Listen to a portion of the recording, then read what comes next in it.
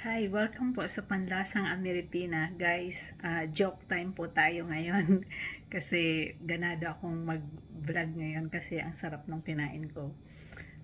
Nung umuwi pa ako kahapon at sinabi ko sa asawa ko na iso-surgery ako sa shoulder ko.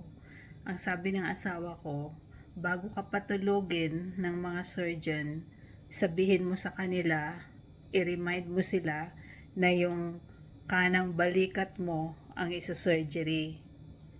Make sure na sabihin mo yan sa kanila. Kasi sabi niya, may nangyari noon na sabi niya, kwento niya lang, loko-loko yung asawa ko.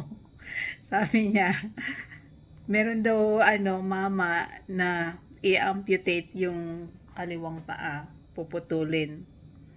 At nung nagkamali daw yung doktor sa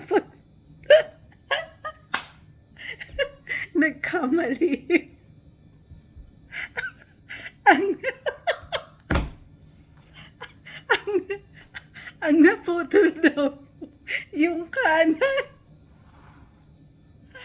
So ang ginawa na ng doktor, ang naputol daw ng doktor yung kanan.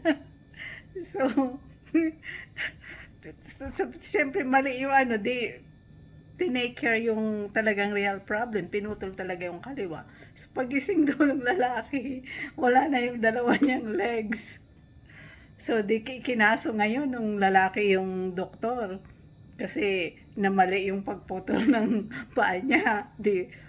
Parehong paa niya wala na. Nagpunta sila sa judge, no?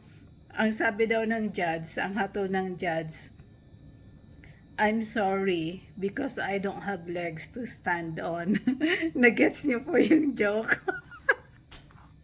Kasi pati pala yung judge wala ding legs. Ay nako, sige po mga kaibigan, napasaya ko kayo. Pasaway talaga itong asawa ko.